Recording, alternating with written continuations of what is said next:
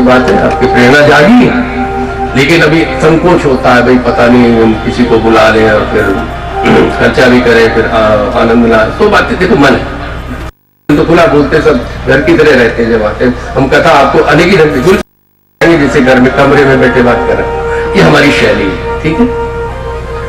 तो हमने कहा भाई बड़ा अच्छा मौका, नैमिषारण्य में हमारी कथा थी, हमारे सेवक बहुत लोग आए हुए थे पंजाब हरियाणा से, तो हमने कहा आप भी आ जाइए, सब व्यवस्था वहां है, और उससे आपके मन की शंका जरूर बढ़ जाएगी कि भाई हम कैसा टूटा फूटा बोलते हैं, आप सुन लीजिए, है ना, तो आपको फिर मन करेगा तो बुला लेना, है ना, होता भाई तो जरा दिल खुल के बुलाता है। तो इन्होंने कहा बड़ी अच्छी, और नैमिषारण्य जैसा, क्योंकि और सब तीर्थ कर रहे थे, तो नैमिषारण्य तो बच्चों कथा यहीं से शुरू करूंगा, एकदा नैमिषारण्य, सत्यनारायण की कथा भी यहीं से शुरू होती, जितनी भी पुराणों की कथा है सब नैमिषारण्य में कही गई, बड़ा पवित्र, हम तो देखकर गदगद हो गए।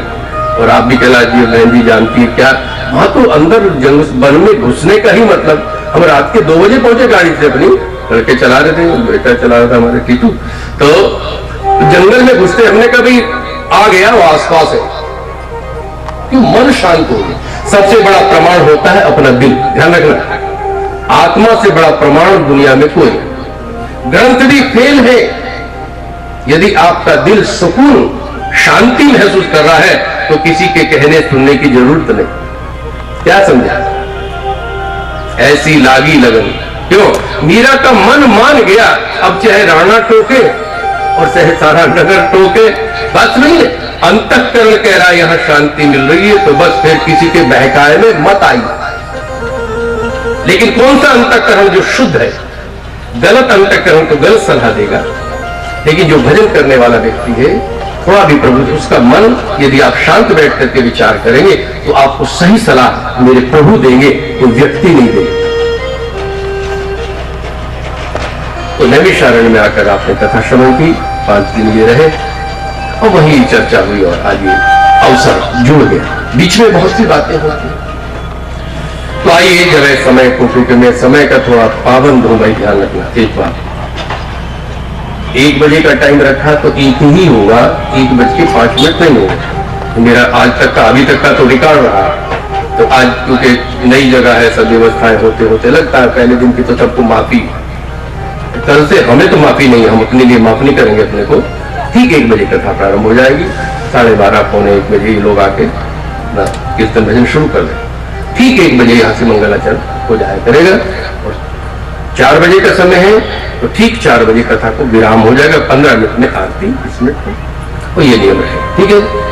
हम ये भी नहीं करेंगे कि भाई प्रतीक्षा करेंगे कि कोई आएगा तब सुने, ना ये लड़के प्रतीक्षा करते, कोई नहीं बैठा हुआ अपना प्रभु का नाम गाएंगे, हम आएंगे तो अपने ठाकुर जी के गीत गाने शुरू कर देंगे, सीधी सी। तो छूटेगा तो आपका छूटेगा, हमारा नहीं छूटेगा। दूसरी बात और कह करके कथा में प्रवेश करूंगा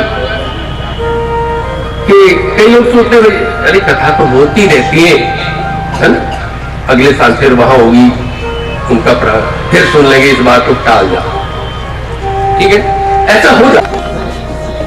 बिटिया का ब्याह कर ले, मैं सच्ची बात है कह रहा हूं,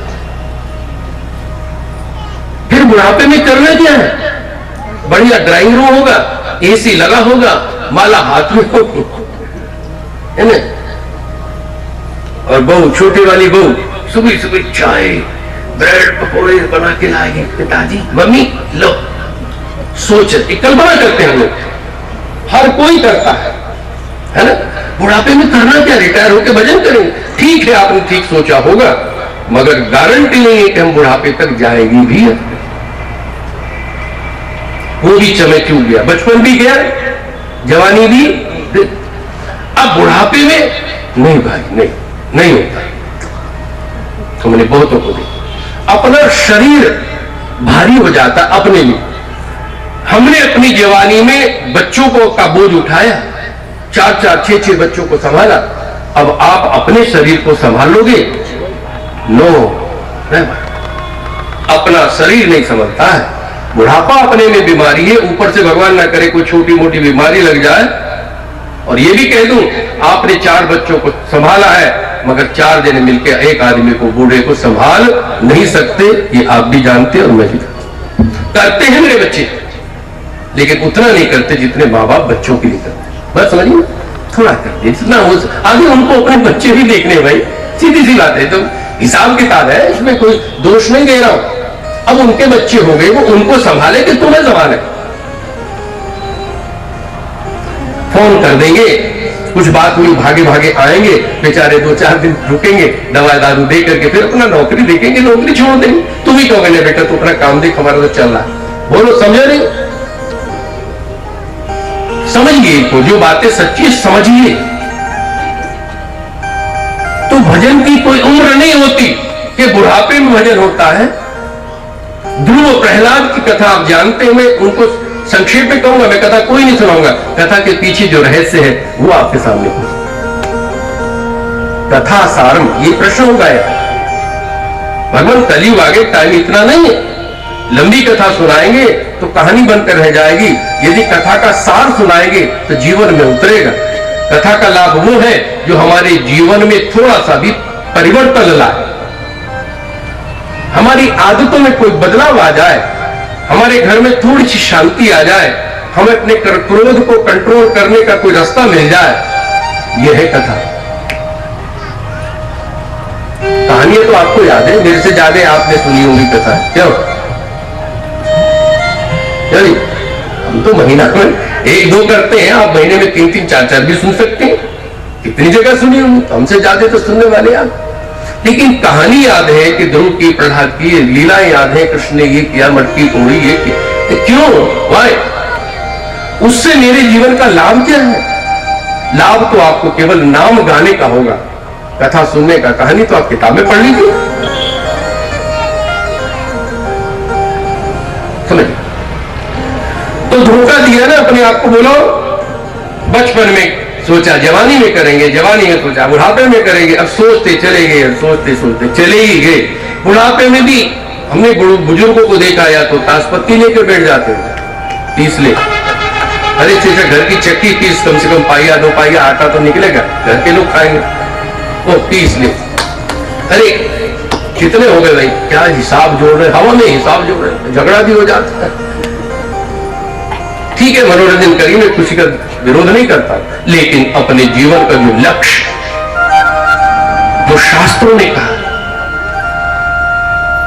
उसको जरूर पकड़ कर काम सब करिए। मैं तो छूट देता हूं सब, लेकिन अपने लक्ष्य को मत भूलिए। जो गोल है, एम है, उसको छूना।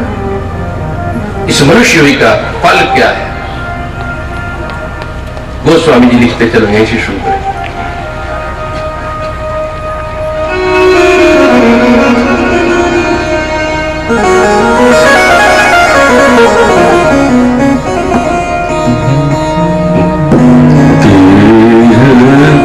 धरे कर यह फल भाई, देह मनुष्य नहीं पाने का फल क्या है? देह धरे कर यह फल भाई, देह धरे कर यह फल भाई, भजिए राम सब काम विधान, देह धरे कर यह फल पाई, भजिए राम सब काम विधान। सीताराम बोलो भैया, सीताराम बोलो, सीताराम बोलो भैया, सीताराम बोलो, राधे श्याम बोलो भैया, राधे श्याम बोलो, सीताराम बोलो भैया, सीताराम बोलो, राधे श्याम बोलो भैया, राधे श्याम बोलो। धरे कर यह फल भाई, धरे कर यह फल भाई, भजिए राम सब। कैसा है पुराण? मंगल भवन मंगलहारी मंगलहारी, नाम लिखते ही मंगल आ जाए। मंगलहारी प्रभु हरे बिहारी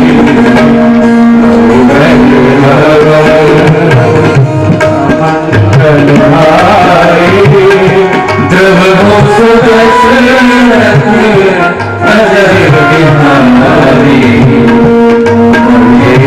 भाग मानस तन पावा, बड़े भाग मानस तन पावा, सुर दुर्लभ सर ग्रंथ निहारा, बड़े भाग।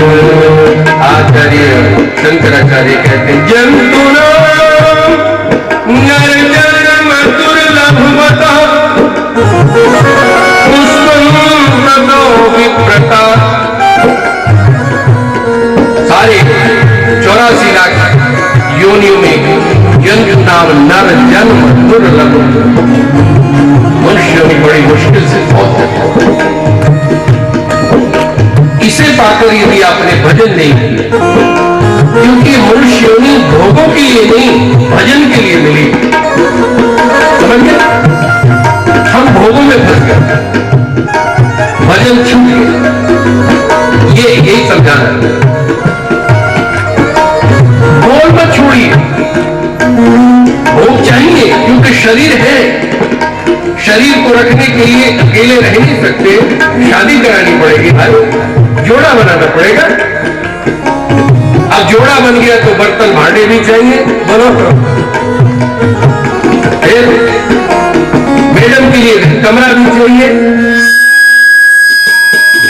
कमरे चाहिए, खेल शुरू हो गया। फिर उनके भरण पोषण के लिए पैसा चाहिए, ये जरूरी है भाई, मैं तो मना नहीं कर रहा हूं, लेकिन अपना लक्ष्य बदलो, गोल मत। जाओ, हमें सुजानपुर आना था, रास्ते में भोपाल पड़ा। जाओ, हमारे भोपाल तो बहुत बड़ा शहर है भाई, चलो भाई भोपाल घूमने चलते, तो हो गए सुजानपुर आ जाएंगे। बोलो, यही बात समझो। आप कहीं जा रहे हैं, आपका लक्ष्य है भैया के यहाँ जाना है, ताऊ जी के यहाँ जाना है, तो आपका लक्ष्य ताऊ जी के या बहन के यहाँ जाना है, मायके में आना है ना? रास्ते में तो मुंबई भी पड़ेगा, अमेरिका भी पड़ेगा, कहां से आ रहे हैं आप? बड़े बड़ी चीजें मिलेंगी, बड़े बड़े नगर मिलेंगे, तो आप उन्हीं में उलझ जाएंगे, तो आप अपने मायके में आ जाएंगे। बोलो, सोचो, यही बात हमारे साथ है।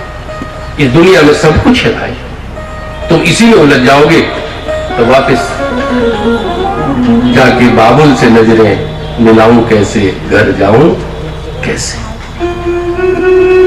जिस बाबुल ने तुम्हें यहां भेजा है, बात शक्ल दिखानी पड़ेगी हमें।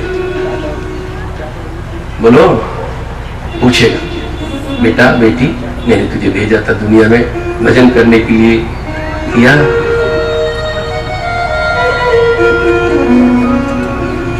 भूल गई सब वचन विदा के, हो गई मैं ससुराल में आके।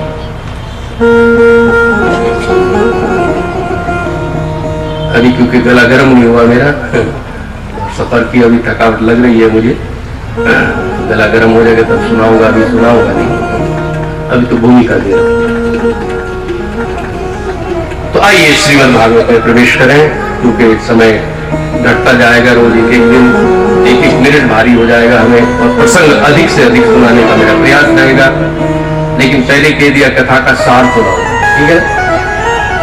मैंने कहा यही प्रश्न आया, सूता क्या ही कथा सारम मम कर्ण रसायनम, नैमिषे निमिष क्षेत्रे ऋषि सोनकादिषु प्रपुच्छुर्मुनय सर्वे सूतम पौराणिकम खलु। नैमिषारण्य वही जगह जहां 7 दिन हम कथा करके आए, हमारे कैलाश जी वहां थे, तो उस जगह जमघट लगा रहता है ऋषियों। अभी भी वहां गुप्त स्थान है, वो तो आपको थोड़ा एरिया देखने को मिला, जंगलों में बहुत बड़े अच्छे अच्छे ऋषि पड़े। तो इकट्ठे होकर के सत्संग करते हैं, और उनमें सूत जी जो कथा कहने में बड़े कुशल हैं, उनसे प्रश्न करते हैं। सूताख्यायी कथा सारम मम कर्ण रसायन। हे सूत जी, आपने हमें अनेक कथाएं, बड़ी सुंदर सुंदर भगवत चर्चा सुनाई, लेकिन ये कलयुग आ गया। यह घोरे कलो प्राप्त जीवष्टासुरतांगतः। ये कलयुग आ गया। लोग बिना चाहते हुए भी गलत रास्तों पर चल रहे हैं, असुर होते जा रहे हैं। जीवश्चासुरतांगतः, असुरतांगतः, असुरता को प्राप्त। सुरता असुरता, देवता और दानवों में क्या फर्क है? क्या दानवों के असुरों के सींग होते हैं, दुम होती है ना, बड़े बड़े दांत होते हैं? नहीं, हमसे भी सुंदर है असुर। क्यों? वो तो केवल अपने को सजाने का ही काम करते हैं। उनके लिए तो देह ही परमात्मा है, शरीर ही परमात्मा है। किसी को खिलाते हैं, किसी को सजाते हैं, तो हमसे सुंदर तो होंगे? बोलो, तुम तो कभी कभी ब्यूटी पार्लर जाते हो, असुरों के तो घर के बाहर ही ब्यूटी पार्लर लगा हुआ है, कि उनको और कोई काम ही नहीं है, खाना भोग भोगना। तो सुंदर नहीं होंगे क्या? बात समझिए ना, सुंदर बहुत है, मगर उनका अंतःकरण सुंदर नहीं। लूट लो दूसरे को, फाड़ दो, मार दो, खा जा, अपना पेट भरो, दूसरा मरे मरे। जीव को जो अच्छा लगे खा लो, भरी पेट में कुछ होता रहे, ये असुर भाव। बात समझ? खाना गंदा, पीना गंदा, भाषा गंदी, चेहरा बड़ा सुंदर, गहने बहुत है उनके पास, कपड़े बहुत सुंदर है उनके, लेकिन उनका व्यवहार सुंदर। हमारे यहां सौंदर्य बाहर का नहीं देखा जाता, अंदर का देखा। इसकी वाणी मधुर है, इसका बैठना लज्जाशील है,